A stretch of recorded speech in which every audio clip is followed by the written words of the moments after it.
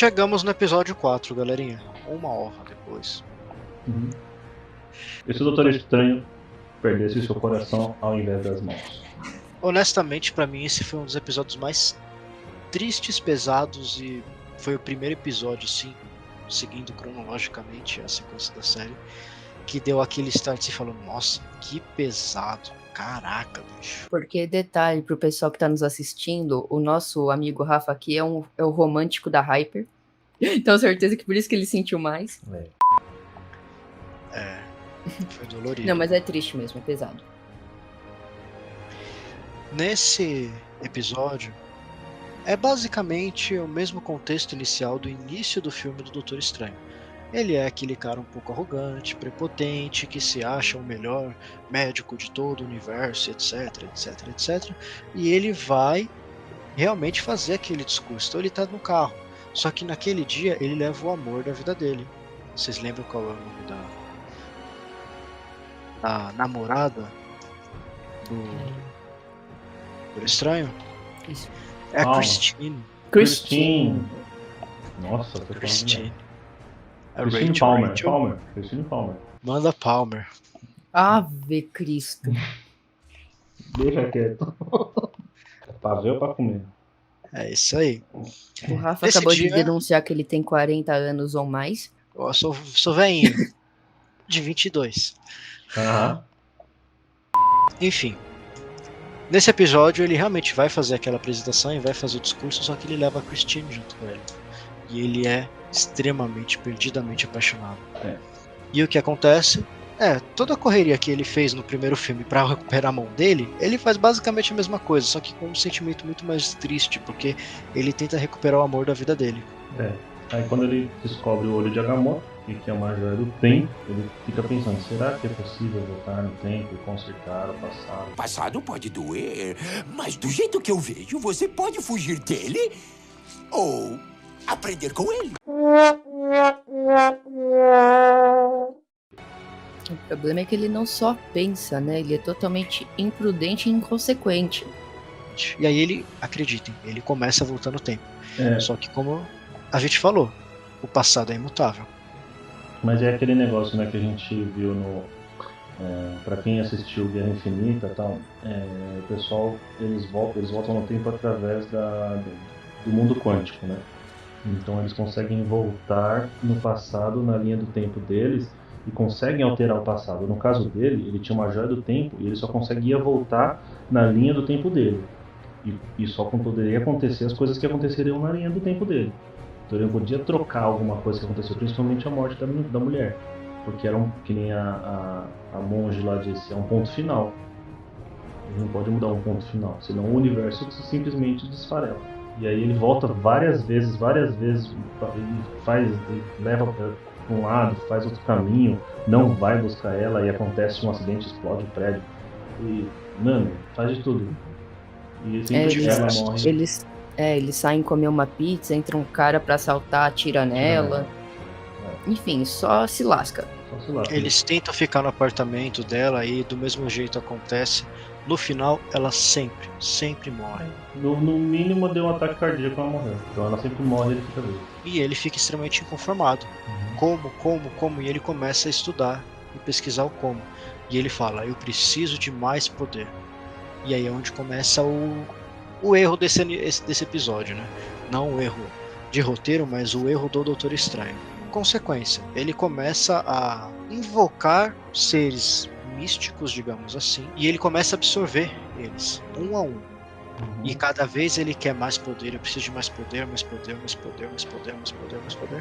Consegue todo o poder possível. E ele consegue finalmente trazer de volta o amor da vida dele.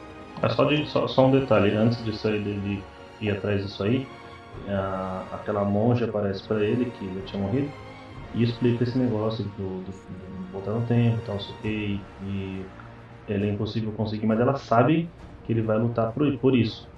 Então o que ela faz? Ela dá aquele socão nele assim, ele tipo meio que desmaia, só que nesse meio tempo ela tivesse como se ela estivesse dividindo o Doutor Estranho em dois, né? O lado que quer continuar sendo o Doutor Estranho, ser um mago, tal, não sei o que, e não quer mudar o passado, e esse tem que bom senso. obcecado por mudar o passado. E a gente vê a história desse aí por enquanto. Ele vai lá buscar invocar todas essas bestas e absorver o poder. Traduzindo, sabe aquele anjinho e aquele diabinho que você tem no ombro e fica, faz isso, não, faz isso, é isso aí. Vira 2 doutores estranhos, um totalmente prudente, que só pensa em recuperar o amor, e o outro que sofre pela perda do amor, mas não vai sacrificar o universo por isso. É extremamente triste isso. Realmente extremamente triste. Realmente acho que esse é o episódio mais triste de toda. Coloquem aqui nos comentários o que vocês fariam. Mas no final ele absorve todos e por fim ele luta contra ele mesmo para poder absorver ele mesmo, que era o último ser que faltava. E ele consegue. Ele ganha. E ele traz de volta o amor da vida dele. Mas o custo foi muito alto. Qual foi o custo? O mundo dele, o universo dele foi destruído. Você, mais do que qualquer outro, deveria entender que intervir no tempo e nos eventos só leva a mais destruição. Não! Não! Eu não queria que isso acontecesse!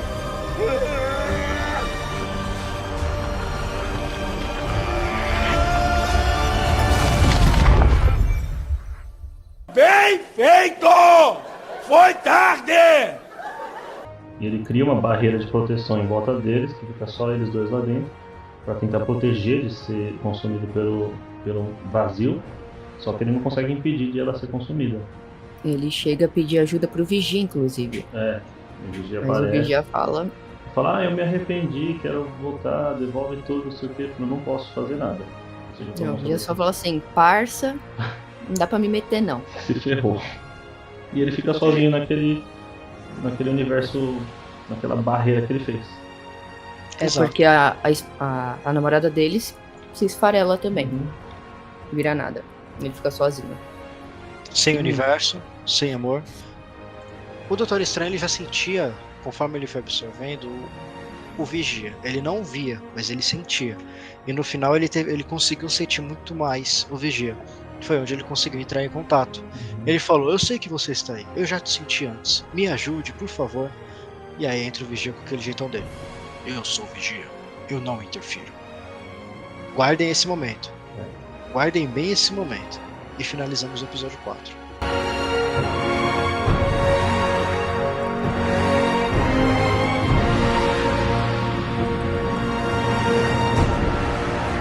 Vamos pro 5. 5 se todo mundo fosse zumbi. Aí vira The Walking Dead. Vamos lá, gente. O que vocês acharam desse episódio? Posso ser sincera? Pode. Uma porcaria. Eu não gostei. Sério? Puta, eu não gostei, mano. Eu achei muito brisado, muito brisado. Falei, nossa, mano, não. Mas vão aí, comentem aí. Eu acho que é uma realidade muito possível, porque já que existem vários filmes de zumbi, né, por que não? Pra não falar que eu não gostei, você falou, né, que existem vários filmes de zumbi e tudo mais, os comentários do Homem-Aranha são os melhores. Pra mim, foi o que salvou o episódio, foi o Homem-Aranha. É por isso que Os ele não comentários morreu, não virou zumbi. Então, os comentários dele, tipo, vocês nunca assistiram um filme de zumbi, gente? Não faz isso! E é colocado uma esperança muito grande no próprio Homem-Aranha, né? Sim, nesse porque episódio. ele é o único otimista, né? Exatamente. Mas como que começam os zumbis? Ele vai lá no mundo quântico procurar a esposa dele, como acontece nos filmes. E ela tá lá, realmente. Só que ela está infectada com um vírus que ela já era zumbi lá dentro. E aí ela transforma ele em zumbi e a Vespa e o Homem-Formiga trazem eles de volta. E eles voltam já matando o Homem-Formiga, porque a Vespa continua viva, ela consegue fugir. E aí todo mundo vira zumbi. E começa na parte que o Hulk é jogado de volta pra Terra, né? O Thanos tá lá, mata todo mundo, ele volta e cai bem exatamente dentro do mosteiro lá do Doutor Estranho. E ele sai, não tem ninguém e tal, só que sai na rua e vem aqueles caras do Thanos pra roubar a joia da mente. E só tá ele lá tentando virar o Hulk do mesmo jeito do filme, mas não consegue.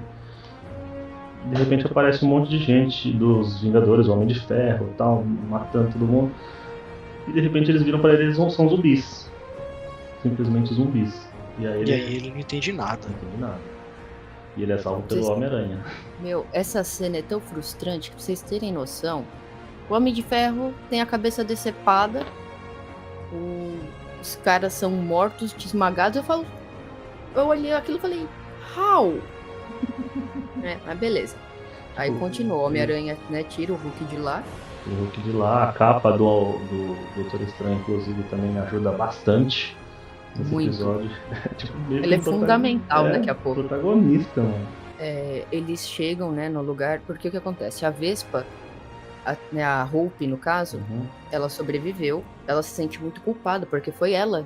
Ela era tão obsessiva por trazer a mãe dela de volta, que ela que falou, não, vamos lá, vamos trazer minha mãe. O pai dela entra, quando volta, tem a pandemia zumbi, então a Hope se culpa muito. E ela tenta consertar e achar a cura de todas as formas possíveis. Eles levam o Hulk pra lá e eles começam a contar tudo, né? E ela fala que achou um sinal de chamando os sobreviventes em Nova Jersey, né?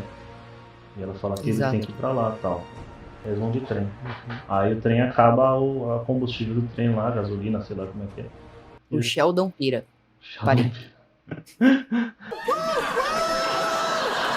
Porque o que acontece, né? Quem consegue dar um impulso pro trem é o Homem-Aranha. Ah, é verdade, pode... Né? Dentro do trem tá o Bucky, né? O Soldado Invernal. Tem um outro... Quem que é aquele agente lá que tá lá? O outro tio. Tem um outro tio lá. Ah, e tem a mulher, a loira lá também,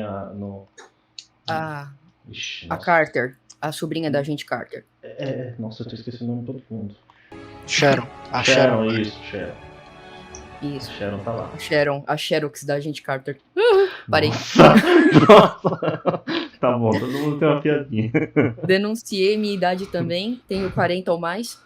O que acontece? Eles estão no trem e eles começam a ouvir uns barulhos, eles vão ver o que é. É o Capitão América que aparece, em estado de zumbi também, e ele infecta a agente Carter, né, a Sharon. Uhum.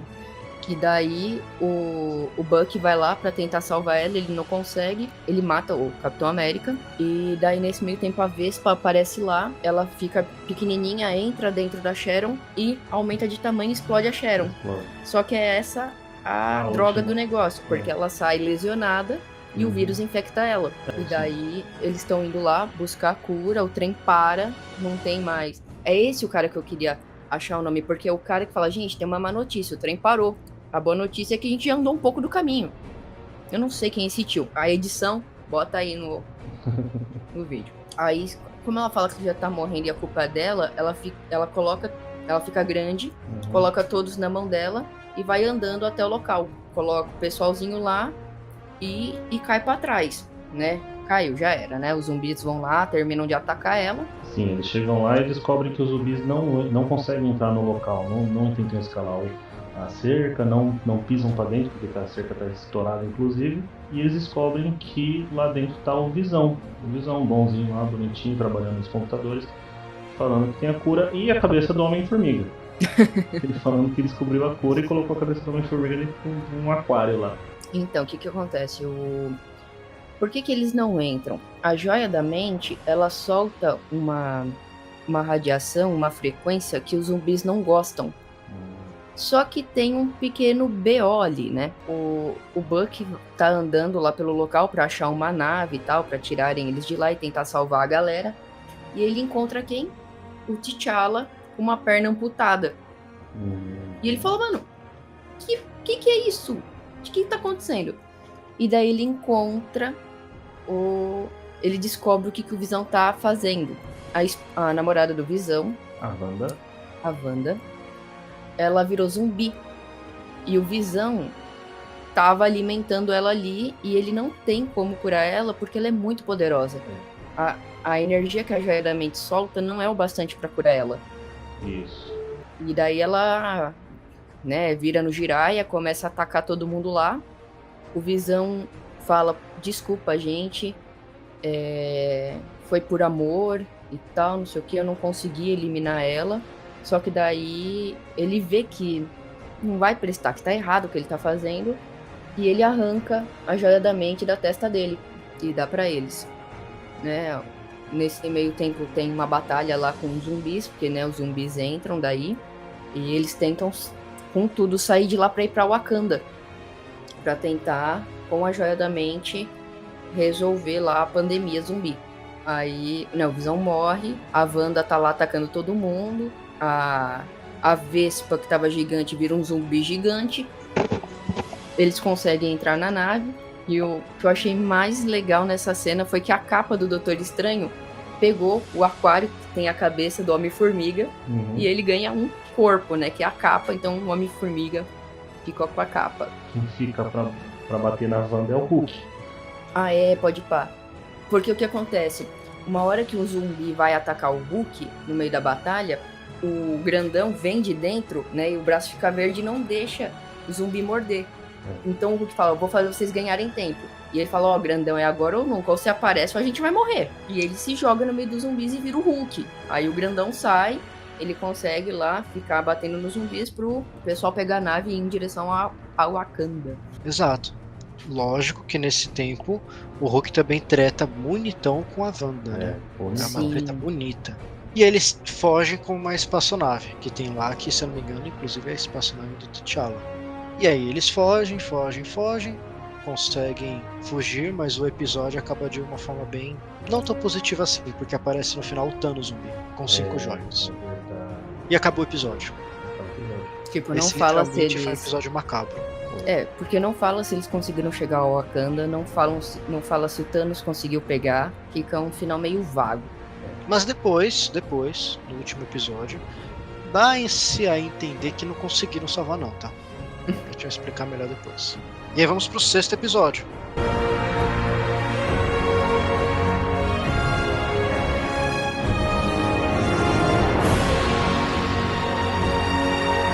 Pra quem não lembra, esse tio aí é o primo do T'Challa, que lá na cena quando o Tony Stark vai fazer a propaganda da arma dele, ele é atacado, né, vai ser sequestrado. Só que daí, né, que no caso do filme ele é sequestrado, ele é preso, né, ele desenvolve o negocinho do peito dele, que eu não lembro o nome. Então nessa cena, nesse multiverso, o primo do T'Challa aparece e salva o Tony Stark. Quando o Tony volta, que ele vai fazer aquela coletiva exatamente igual é feita no primeiro filme, ele comenta que quem o salvou foi o Killmonger. E uma jornalista, que inclusive também aparece no primeiro filme, que foi uma jornalista que ele dormiu uma noite antes dessa apresentação que ele fez lá pro exército, ela pergunta, mas você não acha estranho que no meio de um deserto somente o Killmonger estivesse lá? Sendo que ele estava numa missão a 200 km de lá. Isso, exato, né, o exército dele. Literalmente um deserto, literalmente. E aí o próprio Killmonger pega e fala, sim, realmente é estranho, mas é porque eu já estava averiguando isso há muito tempo. E aí ele comprova de que, na verdade, o verdadeiro vilão era o sócio do Tony. O carequinha lá. Tá vendendo as armas lá pro papelão. Exatamente. E aí é onde ele coloca o Killmonger com uma patente muito alta. E ele fica, tipo, ele tenta ajudar o Tony de todas as maneiras possíveis. E a Pepper acha estranho, né? Ela tenta investigar e tudo mais, porque o que ela falou é meio real, né? Nesse universo da Marvel. Ninguém é bonzinho sem querer nada em troca. Principalmente com o Tony, né? Exatamente. Principalmente com o Tony Stark. E aí, o Killmonger, ele começa a mostrar um protótipo que ele tinha. Depois que ele pega bastante intimidade e carinho do Tony, né?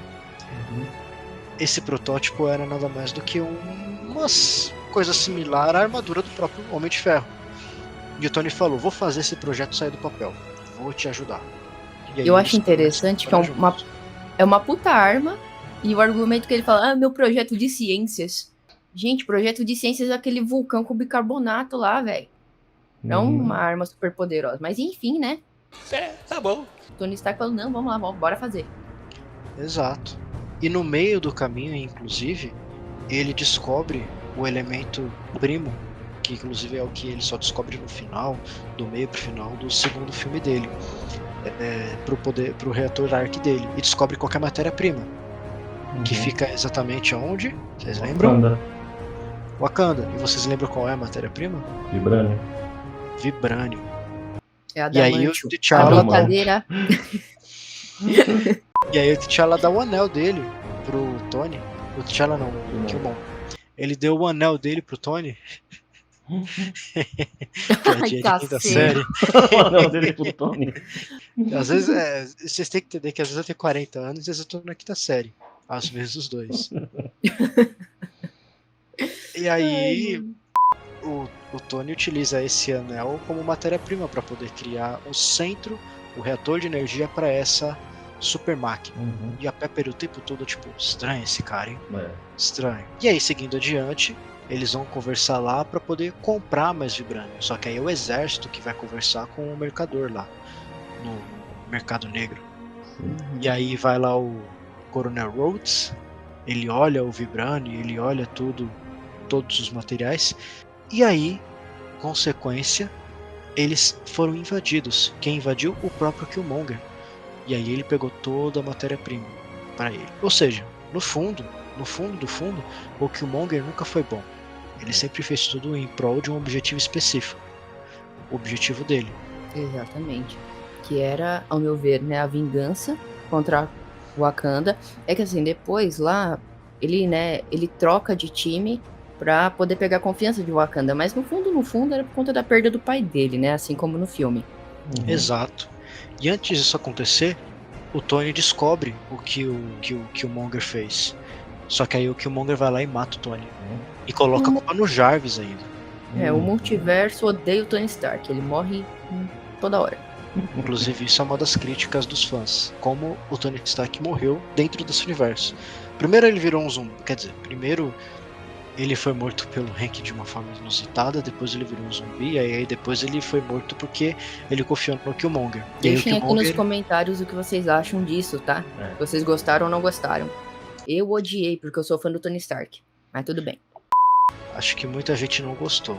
E, de uma forma estranha, na verdade, ele consegue se refiliar, digamos assim, com o Wakanda. E aí ele consegue, de uma forma bem inusitada, fazer com que os robôs que foram criados por ele mesmo, no momento que passam da barreira de Wakanda, que inclusive ele mesmo sugeriu, porque vou resumir a cena, tá? Mas tá o Killmonger do lado do rei de Wakanda, o exército de Wakanda formado, a barreira pronta, aquele escudo de Wakanda, e do outro lado tá os robôs do exército querendo matar o Killmonger e os wakandanos, porque eles acham que foi eles que mataram o Tony. Consequência, o Killmonger ele colocou um dispositivo em cada robô que ele seria desligado automaticamente quando eles passassem o escudo de Wakanda e o escudo fosse fechado novamente. E foi o que ele sugeriu. E foi o que fizeram, desconfiados, mas fizeram. E aí foi o que aconteceu. Literalmente todos os robôs desligaram. Só que o Killmonger também tinha um controlezinho do lado dele, né? O que fez com que, bom, ele reativasse os robôs. E aí botou a culpa no Tony Stark. Colocou a culpa no Tony Stark, tiro, porrada e bomba. Os wakandanos começaram a perder, mas aí ele quis fazer de bonzinho. Ele entrou e começou a salvar as pessoas. E se fez de bonzinho. Isso. E depois, vocês lembram o que acontece? E aí depois ele vira tipo o rei de Wakanda, porque ele ajudou todo mundo, e o exército americano fica declarando guerra contra o Wakanda e vai voltar com armas mais fortes, não sei o que. Nisso, a irmã do T'Challa também desconfiou dele e foi lá se encontrar com a Pepper para falar assim, vamos se juntar para acabar com esse cara aí. Precisamos. E a Pepper adorou. Ela adorou e o episódio acaba. Esse também é um episódio que assim, ficou aquele gostinho de caraca, e agora? Quero mais. Nesse episódio, a gente percebe que o negócio vai continuar. A gente percebe que os episódios têm uma certa ligação nesse próximo episódio, que é o... Exato. E se o Thor fosse o filho único? Alerta de criança mimada.